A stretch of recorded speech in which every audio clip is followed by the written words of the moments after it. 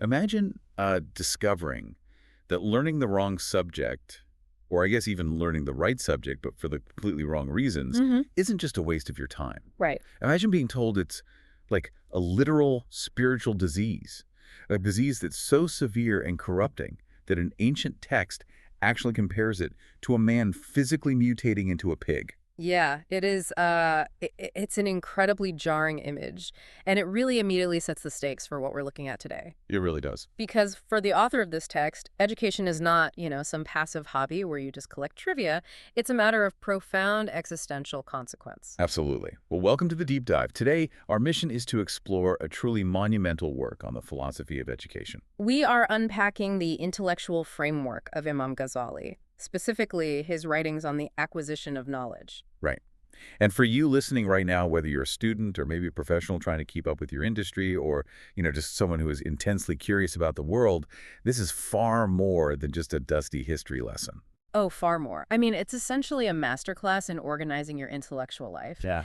We're going to extract his timeless insights on exactly why we learn, what we should actually be spending our finite time studying, and, crucially, how to avoid the incredibly common traps of intellectual arrogance. Because we are looking for genuine meaning in a world that is just completely drowning in information. Exactly. Now, before we jump into the deep end here, it's probably worth noting that Ghazali is writing from a deeply medieval Islamic theological perspective, right? The text is steeped in that religious context. It is, yes. Oh, yeah. But our goal today isn't to debate or endorse specific theological claims. Right. We are looking past the specific religious doctrines to really examine the underlying architecture of his ideas. So we're objectively exploring his philosophical concepts regarding the ethics, the core purpose, and I guess the societal structure of education. Right. We want to see how this fascinating historical framework has shaped intellectual thought and, how it challenges our modern assumptions today. And man, it challenges them immediately. It really does. We have to start where the text starts, which is establishing the true excellence of learning and the intellect. Because this text places the learned person at the absolute pinnacle of human existence. Yes. And when I say the pinnacle, I mean it does not hold back at all. No, the author uses these incredibly vivid, culturally heavy images to elevate the status of the scholar. Yeah, the imagery is wild. He states that on the day of resurrection, the ink of the learned will be weighed against the blood of the martyrs, and the ink of the learned will actually be found to be heavier. Which is just a staggering claim to make. I mean, especially in a society and a cultural context that reveres martyrdom as the absolute ultimate sacrifice. Exactly. To say that the ink of a scholar outweighs that sacrifice, it completely reorients the whole value system. It really does. And he also quotes sages who point out that while kings rule over the people, the learned rule over the kings. Wow. The learned are the true architects of civilization. But, the truly fascinating part isn't just the claim itself. Right. It's the reasoning behind it. Exactly. It's the philosophical rationale. This isn't just blind elitism. Yeah. He's making a profound argument about human nature here. And this is where I absolutely love the comparisons the text makes. Because the author is basically trying to prove that a human being's honor, like our intrinsic worth, doesn't come from our physical attributes. Right. He systematically dismantles all the things we usually pride ourselves on. He does. Yeah. He points out the logical flaws in valuing physical prowess. He says, if human honor were based on physical strength, well, a camel is vastly stronger than a man. Right. If it were based on sheer size, an elephant is much bigger. If we were to measure worth by bravery or ferocity on a battlefield, a wild beast easily outclasses a human. He even goes after our basic appetites, which I thought was hilarious. Oh, yeah. He points out that if honor were about eating capacity, the stomach of an ox is bigger. And, okay, my favorite line in the entire text, he says that if human honor were based on sexual passion, a sparrow has more strength for that than a human being. A sparrow.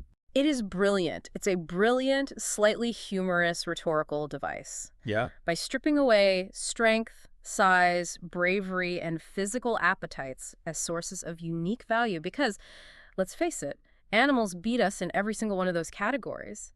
He forces the reader to look at what actually distinguishes humanity from the rest of the animal kingdom. Right. And the conclusion he arrives at is singular. Our unique honor, our specific rank in the cosmos, derives entirely from our knowledge and our intellect. It just makes you think about how we spend so much of our lives, especially today, just obsessed with upgrading our hardware. Oh, absolutely. Like we exhaust ourselves at the gym to get stronger. We buy massive cars or houses to appear bigger and more important. We seek out these superficial physical markers of power. We do.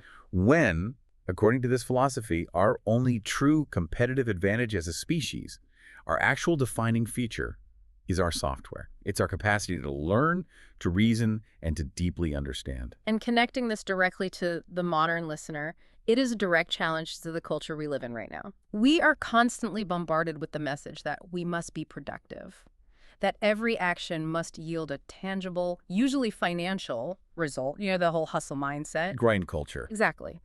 But this text asks you to step back and value the pursuit of understanding as an end in itself. Knowledge isn't merely a tool you use to leverage a better salary. Right. It is the very essence of your humanity. To neglect your intellect is to essentially neglect what makes you human. So, if knowledge is the absolute highest pursuit, the defining human trait, the logical assumption would be that we need to go out and learn absolutely everything. Right. Like we should read every book, take every single course, master every science. But the text pivots pretty hard here, doesn't it? It doesn't tell you to become an encyclopedia. No, it doesn't. And that brings us to one of the most pragmatic aspects of this entire framework, which is the categorization of knowledge. Right. Let's get into this. The author recognizes a fundamental constraint. Human life is finite. You literally cannot learn everything. Attempting to do so is just foolish. Therefore, he divides knowledge into two primary categories of obligation. The first is farzain, and the second is farskafaya. Okay, let's break these down because the way this is structured completely blew my mind. Let's start with farsain. So farsain translates to a compulsory duty upon the individual. This is the knowledge that every single person is strictly obligated to acquire. But it's not the same for everyone, right? Exactly. The brilliance of his framework is that this is highly situational. It is not some standardized one-size-fits-all curriculum. You are only required to learn the knowledge that directly applies to your current state and your immediate actions. The example he uses to illustrate this is so incredibly clear. He points out that it's not compulsory for a blind man to learn the specific ethical rules regarding, quote, unlawful sights. Right. Because he physically cannot see. So that knowledge has absolutely no practical application for his moral conduct. Exactly. Similarly, a mute person does not need to learn the intricate rules about verbal slander or unlawful words. The required education scales intimately with your lived reality. If you are a merchant, you are suddenly obligated to learn the ethics of commerce and trade to ensure you don't commit fraud. Right, but if you're not a merchant, you can skip that class. Precisely. If you are not in business, you don't need to study business ethics.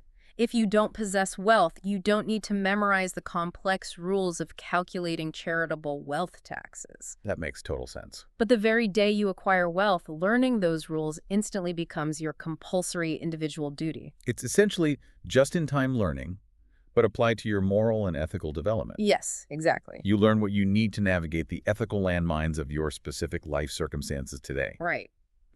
But, okay, if that covers the individual moral duty, what about the structural knowledge? Like, who learns how to build the bridges or administer the laws or cure the sick? Well, that falls into the second category, which is farz kifaya. This translates to a compulsory duty on the community as a whole.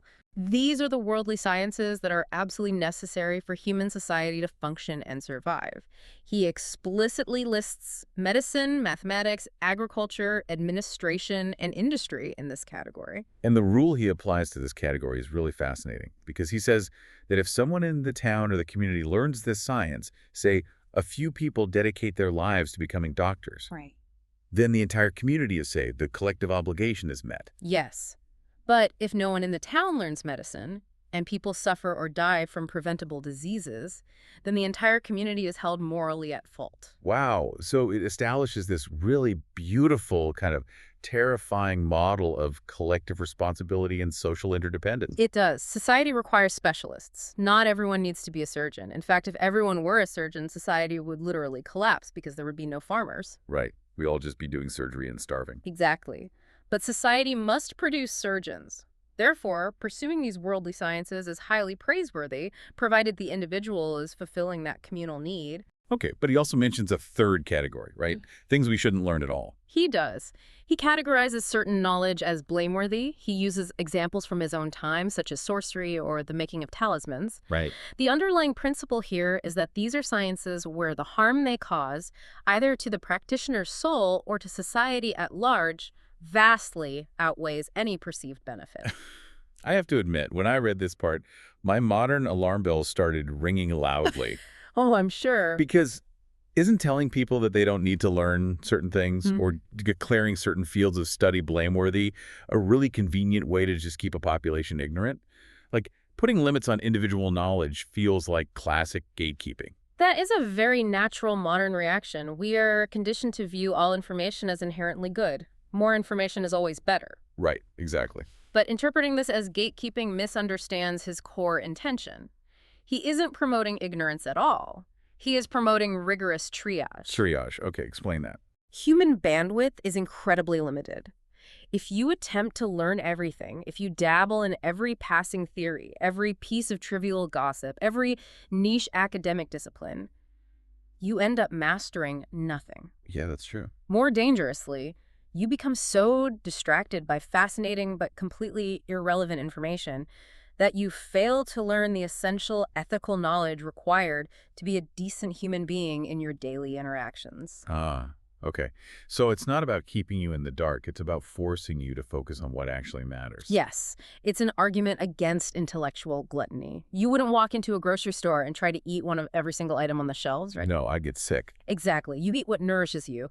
And for the listener right now, just consider the sheer volume of information overload we experience on a daily basis. It was exhausting. We are constantly pressured to know the intricacies of every single global geopolitical event, every new tech trend, every celebrity scandal. We are essentially doom scrolling through the library of human knowledge, feeling guilty that we haven't read every book. Exactly. And this text offers profound psychological relief from that modern pressure because it explicitly tells you you do not need to know everything. That is such a relief to hear. You are only responsible for the knowledge that directly impacts your actions, your ethics, and your community today. That is incredibly liberating. It really is. It demands that you audit your media diet. Are you consuming this deep dive or that article because it makes you a better person and fulfills a duty? Or are you just satisfying idle curiosity while maybe neglecting your actual responsibilities?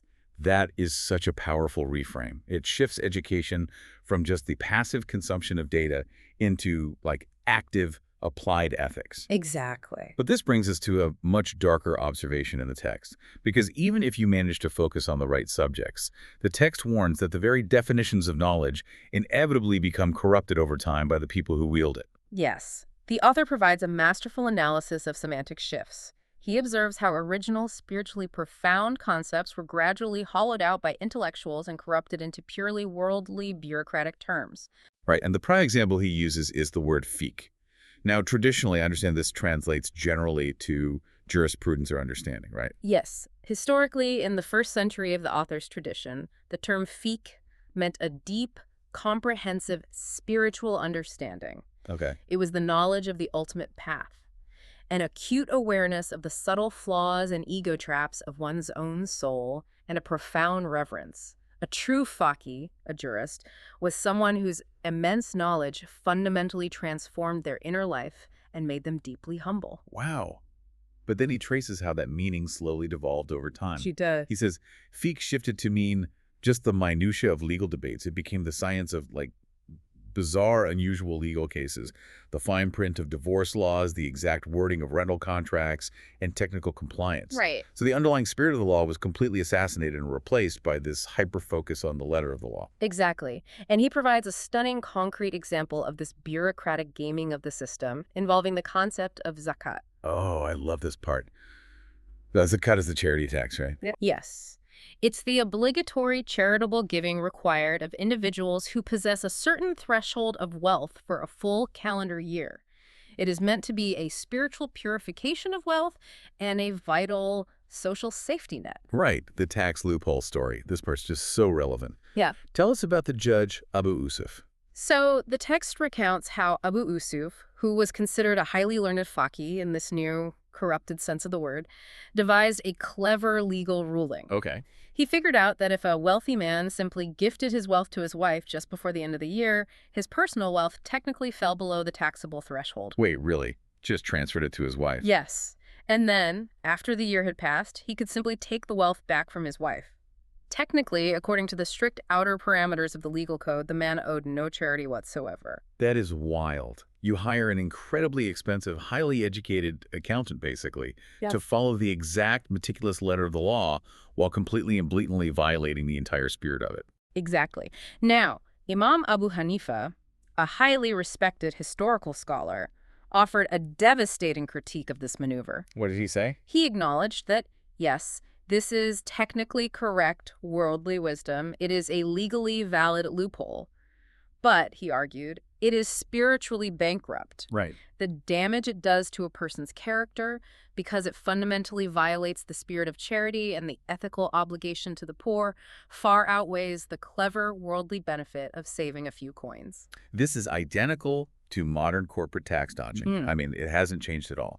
The text is warning us that education and expertise can very easily devolve into merely learning how to game this system for personal gain. Precisely. We weaponize our intellect to avoid our ethical duties. And the author categorizes the things human beings seek into 3 distinct types to explain this tragedy.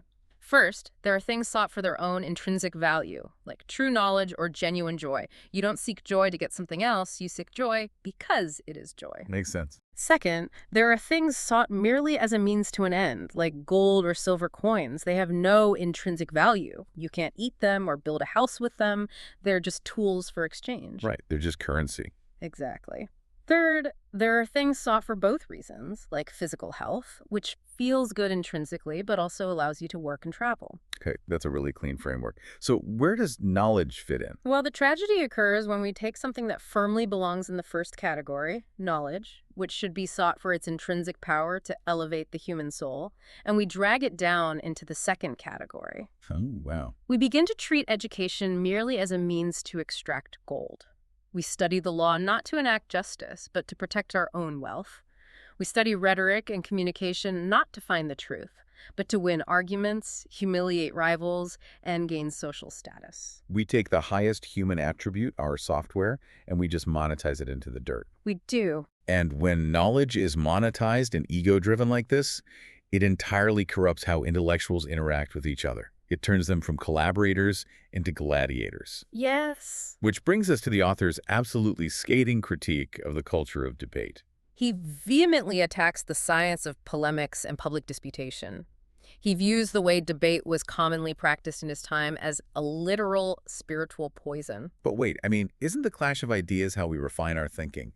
Isn't debate fundamentally good for finding the truth? He isn't against finding truth at all. He is deeply suspicious of the psychological motivations behind public arguments. He allows for debate, but he lays out incredibly strict conditions for a debate to be considered valid and spiritually safe for the participants. What kind of conditions? First, the debate should ideally be in private. He strongly prefers private consultation between peers over open meetings in front of an audience. To remove the performance aspect, I guess. Exactly. Second, the debate must be about an actual current issue that desperately needs a resolution, not some hypothetical thought experiment designed purely to show off intellectual agility. Right. It has to have real stakes. And third, and this is the most profound metric, the debater must view the truth exactly like a lost item. The lost item analogy is brilliant. Let's really unpack this for the listener. So imagine you have lost a vital, valuable item. Let's say it's the cure to a terrible disease that is afflicting your town. You and a partner are searching a massive library for the formula. Okay. If your partner finds the cure before you do, what is your emotional reaction? Well, I'm ecstatic. I'm relieved. The whole goal was to find the cure. It doesn't matter who found it. The town is saved. I would hug my partner and thank them. Exactly. Now apply that to an intellectual debate. If the goal is truly to find the lost item of truth, then if your opponent presents a superior argument and reveals the truth, you should be overjoyed. You should publicly thank them for finding the very thing you are both searching for. But we know that's not what happens. Like if your opponent finds the truth and proves you wrong in public, you aren't overjoyed. You are furious. You feel humiliated. You feel like you just lost a game. And that emotional reaction exposes the lie. You weren't searching for the truth at all. You were searching for dominance. You were defending your ego. Yeah. Because of this toxic dynamic, the text outlines 10 dark psychological consequences. It calls them the 10 evils that inevitably arise from engaging in these ego-driven public debates. We definitely need to spend some time on these 10 evils, because reading this list felt like reading a psychological autopsy of modern internet culture. It's spot on. It really is. The first evil is envy. When you debate for status, you inevitably feel a deep, burning resentment when your opponent makes a good point or receives praise from the audience. You simply cannot stand to see another intellect celebrated. Followed immediately by pride. You become so obsessed with your own image as the smart one that you refuse to concede even a minor point. You dig your heels into obviously flawed arguments just to avoid looking weak. Exactly. Then comes rancor, a deep-seated bitterness. Debates rarely end with a handshake. They breed long-term grudges. You carry the anger from that argument into every future interaction with that person. Which leads right to the fourth evil, backbiting. Because once the debate is over, you don't reflect on the ideas. You go to your friends or your followers and you trash talk the opponent's character, their voice, their appearance. Right. You attack the person because you couldn't defeat the idea. The fifth is declaring oneself pure. In modern terms, this is classic virtue signaling. You use the debate not to explore a topic, but to perform your own moral superiority for the audience. Oh, that's everywhere. The sixth evil is spying. This one is so incredibly relevant today. We dig through an opponent's old tweets, their past associations, looking for any scrap of leverage or hypocrisy to use as a gotcha moment. Entirely divorced from the actual topic being debated. Exactly. The seventh is hypocrisy. You shake hands with your opponent, smile, and express outward friendship, while inwardly harboring intense hatred and ascribing absolute stupidity to them. The eighth is turning away from the truth. This is honestly the most tragic one. Your opponent actually makes a valid, undeniable point. Yeah. But because they said it, you reject it. Yes. You would rather be comfortably wrong than admit your rival is right. The ninth is show and flattery. You stop trying to convince your opponent and start playing entirely to the crowd, using cheap applause lines, emotional manipulation, and flattery just to win the audience's favor. And finally, the 10th evil, deception. When you feel yourself losing, you resort to straw-manning their argument, misrepresenting data, or intentionally confusing the issue to cover up your own weak points. Right. We see this constantly today. Every single political pundit show, every Twitter thread, every comment section. When we argue online, it's almost never a collaborative search for the lost item. It is a blood sport. And the author categorizes these not merely as bad conversational habits, but as major spiritual sins that actively destroy the character of the scholar. For the listener, this is an invitation to brutally audit your own recent arguments. Think about the last heated debate you got into, maybe in a meeting at work or at a family dinner or replying to someone online. Ask yourself honestly, were you trying to learn or were you trying to win? The text suggests that stepping away from toxic debates, refusing to engage in that gladiator match, isn't a sign that you lack intellectual rigor. It is a sign of profound intellect and spiritual maturity. It requires a tremendous amount of humility to say, you are right, or I need to rethink my position. Definitely. And that concept of humility is the absolute cornerstone of the next major theme in the text, the strict etiquette governing the relationship between the teacher and the student. Right, because the text lays out a very specific, very demanding code of conduct here. It lists 9 duties for the student and 8 duties for the teacher. Yes. Let's explore the student first. What does it actually take to be a true learner in this framework? The very first duty of the student is to purify their mind from evil traits. Before you even open a book, before you attend a single lecture, you must work on your character. If your heart is full of pride or envy, the knowledge will only make you more dangerous. That makes a lot of sense. Second, they must reduce their worldly ties and distractions. To achieve deep focus, you really have to sever the constant pull of worldly anxieties. Third, they must not jump randomly between different branches of knowledge. They have to master one subject before moving to the next, which is incredible advice for anyone trying to learn a new skill today. Absolutely. Don't try to learn Python, conversational Spanish, and watercolor painting all in the same weekend. You'll just get overwhelmed and quit. Focus is essential. But the fourth duty is where modern readers often really struggle. The text explicitly demands that the student must completely submit to the teacher. Okay, yeah, this is where my modern alarms went off again. because the text says the student should submit to the teacher as a patient submits to his physician, and that the student should entirely put aside their own opinion. To a modern learner, raised on the gospel of critical thinking, questioning authority, and doing your own research, that sounds incredibly dangerous. It sounds like a recipe for getting brainwashed into a cult. It is a profoundly challenging concept for a modern audience, without a doubt. But we must contextualize this demand. Okay, how so? The text operates on the assumption that the student has already done the rigorous, exhaustive work of verifying the teacher's moral character and true expertise. We will get to how they diagnose a true teacher shortly. But the analogy of the physician is the key to unlocking this. Right, because, if I need open heart surgery, I do my research beforehand. I check the surgeon's medical credentials, their success rate, their reputation among peers. Exactly. But once I am under anesthesia and on the operating table, I don't wake up and start arguing with the surgeon about which scalpel to use or how long the incision should be. I have to totally surrender to their mastery to be healed. The text is offering a targeted critique of the student's ego here. It is warning against the arrogant, very modern belief that my uneducated, novice opinion is somehow equal to your lifelong, dedicated mastery. Yeah, we see that everywhere now. True learning requires a temporary, voluntary suspension of your own assumptions so that you can actually absorb what the master is trying to convey. If your cup is already overflowing with your own opinions, you simply cannot receive a single drop of new knowledge. It's about aggressive receptivity, not just blind obedience to some charlatan. Right. But that puts an immense burden on the teacher. If they are demanding this level of absolute trust, they must have enormous responsibilities. The duties of the teacher are arguably even more stringent and demanding. What are they? The first duty is profound empathy. The teacher must treat the students exactly like their own children. They must protect them, care for their overall moral development, and be deeply invested in their ultimate well-being, not just their academic test scores. It's a pastoral role then, not just a dry information delivery system. Exactly. Secondly, the teacher must follow the tradition of the prophets, which means they must refuse financial remuneration for their teaching.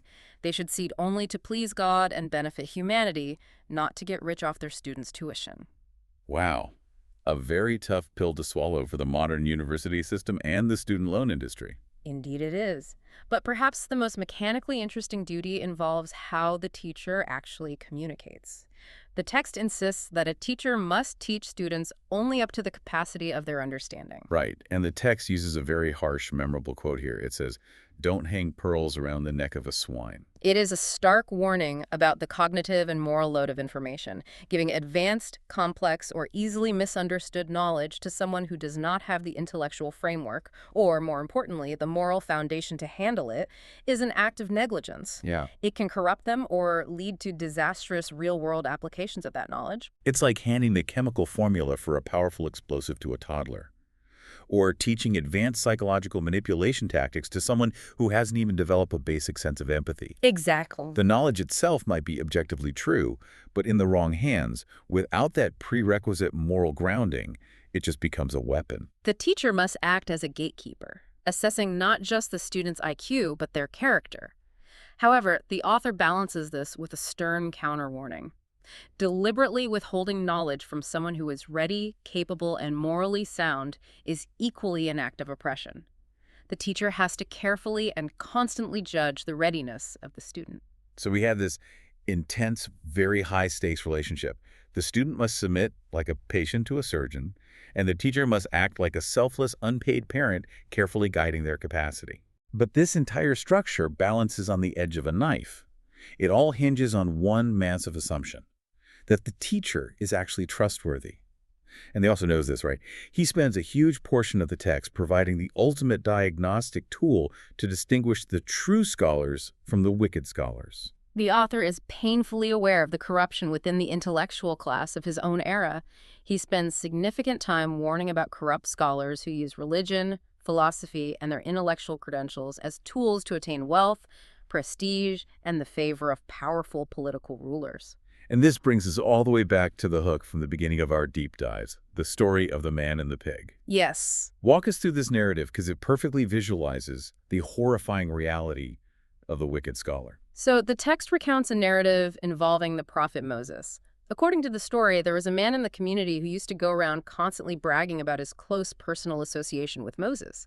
He would publicly say, "Moses, the chosen of God, told me this," or "Moses, the confidant of God, revealed this secret to me." By constantly dropping Moses' name and parading this associated religious knowledge, the man amassed immense wealth and social standing. He aggressively monetized his proximity to knowledge. He is essentially the ancient equivalent of an internet guru name-dropping celebrities and billionaires just to sell an overpriced online course. That is exactly what he is. But then the man suddenly disappears. Moses searches for him but cannot find him anywhere. Sometime later, a stranger comes to Moses leading a pig with a rope tied securely around its neck. Oh, man. The stranger says to Moses, "Do you know such and such a person?" referring to the wealthy bragger. Moses says yes. The stranger points to the animal and says he is this pig. It's just a chilling image. Yeah. Moses is distraught. He prays to God, asking him to turn the man back into his human form just so Moses can ask him what on earth happened. And the text says, God revealed to Moses, "Even if you remember me with all the prayers of Adam and his successors, I will not accept your invocation, but I will inform you how he was changed to this condition. He searched for the world in lieu of religion." He searched for the world in lieu of religion. He traded the sacred, his knowledge, his intellect, his proximity to truth for the profane, wealth, and status. Yes. And that physical, grotesque transformation into a pig is simply the outward manifestation of his internal spiritual corruption. The disease of his heart mutated his body. It perfectly illustrates that the wicked scholar isn't just someone who makes a mathematical error in an equation or misquotes a text. It is someone whose entire motivational structure is corrupt. They use the highest human pursuit, the intellect, to feed their lowest, most base animal appetites for power and comfort. But in the real world, wicked scholars don't physically turn into pigs. They walk around looking like highly respectable, decorated intellectuals in nice suits. They do. So how do we actually spot them? The text provides another amazing set of stories to illustrate this, involving a famously ascetic sage named Hatem Azem. Yes, the stories of Hatem Azem are practically case studies in how to interrogate and identify true versus false scholarship. Hatem was renowned for his extreme asceticism, his total rejection of worldly wealth, and his sharp practical wisdom. Let's look at the first story, where Hatem decides to visit the judge of Ray. So Hatem was traveling with a group of pilgrims, and they stopped in the city of Ray. Hatem hears about a highly renowned theologian and judge residing there. Hatem, seeking knowledge, decides to visit him. But when Hatem arrives at the judge's residence, he doesn't find a humble scholar's quiet dwelling.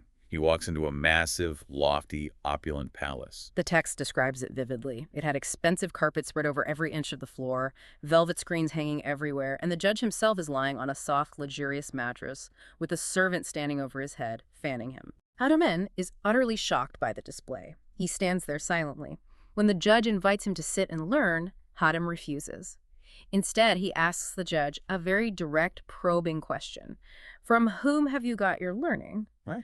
The judge, likely trying to immediately establish his unassailable authority, says, "From the companions of the Apostle of God." He's dropping his impressive intellectual lineage. He is, but Hatem pushes him further. "From whom did the companions learn?" The judge replies, "From the Apostles of God." Hatem asks, "From whom did the Apostle of God learn?" The judge says, "From Gabriel, who learned from God." So the judge has constantly traced his knowledge all the way back to the ultimate divine source. He thinks he has completely won the exchange here. But then Hatem springs the rhetorical trap. He asks, "In all this incredible learning that you received through this pristine divine chain, have you found anywhere that God elevates a man in his sight if he lives in a lofty palace, amasses vast wealth, and lives in luxurious comfort?" Just a devastating question. The judge is cornered. He is forced to admit no. Hatem asks, "Then what exactly did you learn from this lineage?" The judge replies that he learned that those who actively renounce worldly excess, who love the poor, and who focus entirely on the hereafter are the ones who are elevated. And Hatem delivers the final blow. He says, "Then who are you actually following? The prophet, his companions, and the pious sages? Or are you following Pharaoh and Nimrod, the arrogant builders of palaces who love the world? Let the wicked scholars see you." The story notes that the judge was so struck by having his massive hypocrisy exposed so publicly that he actually fell physically ill. Wow. It highlights the very first and most major sign of a wicked scholar. Their actions completely and utterly contradict the knowledge they preach. It's the ultimate practice what you preach. Test applied to intellectuals. You wouldn't take health and longevity advice from a fitness influencer who you secretly know eats junk food all day and relies on steroids to look good. Ex Why would you take profound intellectual, ethical, or spiritual advice from someone who doesn't even attempt to live out their own philosophy? If their vast knowledge hasn't managed to transform their character, why should you let them try to transform yours? That concept leads directly to another story about Hatem, which is quite funny but makes a razor-sharp point. After the incident with the judge, the people of the town tell Hatem about another, even wealthier scholar named Tanafusi, who lives in an even more extravagant palace. So Hatem decides he needs to pay Tanafusi a visit as well. But he takes a completely different tactical approach here. He plays dumb. He does. He goes to Tanafusi's lavish palace and presents himself as a simpleton. He says, "I am a foreigner. Please teach me the basic elements of my religion. Teach me how to perform the ritual ablution, the washing before prayer." And Tanafusi, probably feeling very superior and eager to show off his technical knowledge, says, "Of course, lad." He calls for a pot of water and meticulously, theatrically demonstrates the washing. He washes each limb exactly 3 times, precisely as the law prescribes. He finishes and says, "This is how it's done." Then Hatem says, "Let me show you what I learned to see if I have it exactly right." Hatem takes the pot of water, but instead of washing each limb 3 times, he deliberately and obviously washes his arms 4 times. He intentionally wastes a tiny splash of water. Tanafusi immediately jumps to correct him. "Oh, Sheikh, you have been extravagant. You wasted water by washing 4 times instead of 3. And the trap snaps shut again. Hatem turns to him and says, "Oh, glorious God, I have been extravagant for washing my hands 1 extra time with a tiny handful of water, but you do not consider yourself extravagant for what you are in all these luxuries and this massive palace." It's a masterful rhetorical maneuver. Tanafusi realizes instantly that Hatem wasn't there to learn how to wash his hands. He was there to expose the scholar's total blindness to his own hypocrisy. Yeah. Tanafusi was agonizing over the minutiae, a few extra drops of water, while completely ignoring the massive, glaring spiritual extravagance of his entire lifestyle. He strained out a gnat and swallowed a camel. So, if those are the defining traits of the wicked scholars, hypocrisy, love of wealth, obsession with technicalities over spirit, how does the text define the true learned men of the hereafter? The author synthesizes this into 12 specific signs, right? We won't list all 12, but we need to highlight the most crucial ones for the listener to look out for. Well, we've established the most important one. Their actions must match their words. But another major sign is their relationship to power. The text explicitly states that a true scholar actively avoids the company of rulers, politicians, and the wealthy elite. Why the strict separation? Because proximity to power is inherently corrupting. Exactly that.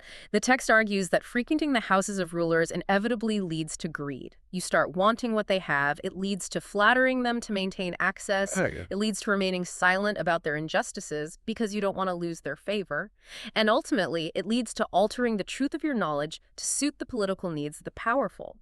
A true scholar maintains absolute intellectual independence by keeping a safe distance from the centers of worldly power. What else should we look for? A true scholar is marked by their profound readiness to say, "I don't know." Oh, I love that. The text quotes earlier sages saying that the phrase, "I don't know," constitutes half of all learning. If a true scholar is asked a question and they are not absolutely fundamentally certain of the answer, they do not offer a hasty opinion just to appear smart or maintain their status.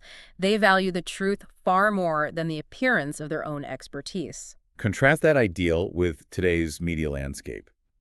Every pundit on television or social media is expected to have an instant, authoritative, unyielding opinion on a breaking news event that happened 5 minutes ago in a country they couldn't even point to on a map. Right. Admitting ignorance is seen as career suicide. It is the exact opposite of the text's ideal. The text also notes that true scholars value silence and humility over loquacity. They do not speak just to hear the sound of their own voice. Furthermore, they rely on inner insight and the grueling practical application of knowledge, not just flawlessly reciting from books or leaning heavily on the authority of what others have said. So it has to be lived out. Yes. Their knowledge is a lived, tested experience, not just memorized data points. To bring all these disparate signs together into a coherent picture, the text offers one final, incredibly beautiful narrative. It involves Hatem again, but this time he is explaining what he actually gained after decades of intense study. Hatem is approached by his own esteemed teacher, the sage Shakik. Shakik asks him, "You have been in my company for 33 years. What have you learned from me during this entire period?" And Hatem replies, I have learned only 8 things. 33 years of grueling study, and he distills the entirety of his education down to 8 lessons. His teacher is shocked and a bit dismayed, but Hedham insists on explaining them. We need to look deeply at a few of these because they are profound psychological insights. What is the first lesson? Hatem says his first lesson came from observing human behavior. He noticed that every single person has something they deeply love, a spouse, wealth, social status, a career, and they cling desperately to it. But he observed that when they die and go to the grave, that object of love is violently separated from them. They enter the grave entirely alone. So what was his actionable conclusion from this observation? He realized he needed an object of love that would actually accompany him into the grave. He couldn't invest his ultimate love in something temporary, so he says, I have made good deeds my object of love. When I go to the grave, my good deeds will accompany me. It's a radical restructuring of priorities. He observed the impermanence of the world and chose to invest his entire emotional and intellectual capital into the one thing he believed was truly permanent. Exactly. What about another lesson? His fifth lesson deals with social dynamics and mental health. He looked at people and saw them constantly slandering, cursing, and destroying one another. And he realized all of this conflict was driven by deep envy and hatred over wealth, status, and provision. The ultimate destructive game of keeping up with the Joneses. Exactly. Then he reflected on his theological belief that provision, a person's ultimate livelihood and destiny, is fundamentally guaranteed and distributed by a higher divine power. Realizing the logical implication of this belief, he says, I gave up envy and hatred, and I dislike the people no more. He cured his own social anxiety and deep-seated resentment by fundamentally changing how he viewed his own security. Right. If you truly, deeply believe you will be provided for, you don't need to hate your neighbor for having a nicer house or a better job. Right. The envy just evaporates. It is the ultimate practical application of a philosophical belief.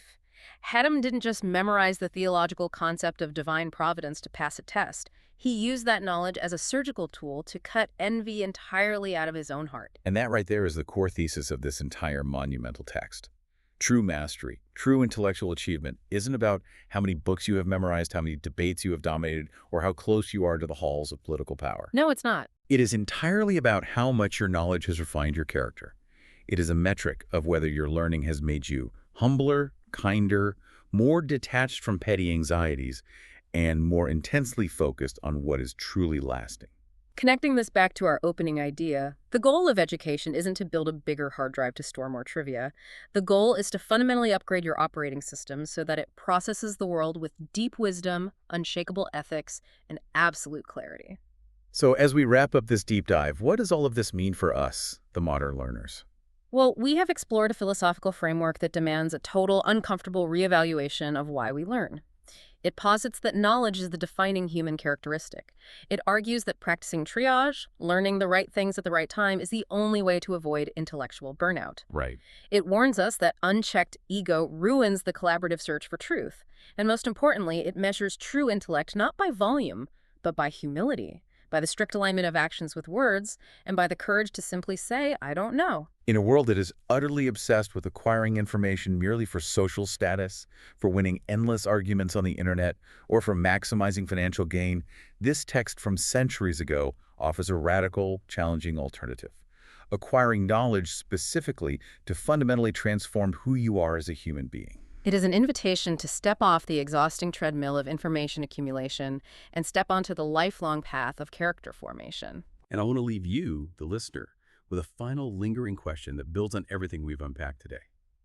The text explicitly warns that the greatest deception in the intellectual world is a scholar whose words are sweet, but whose heart is bitter. Someone who sounds absolutely brilliant on a podcast or in a book, but whose life is morally bankrupt. So as you go through your week, as you consume your articles, your audiobooks, and your social media feeds, ask yourself, are you seeking out teachers who simply confirm your existing biases, entertain you, and give you clever talking points to use at parties? Or are you actively seeking out that rare, difficult wisdom that actually challenges you to change your life? Thank you for joining us on this deep dive.